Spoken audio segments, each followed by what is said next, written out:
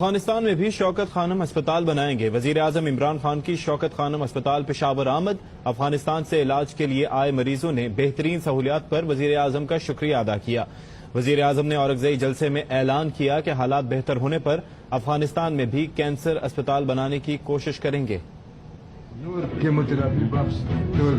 تمام خدمت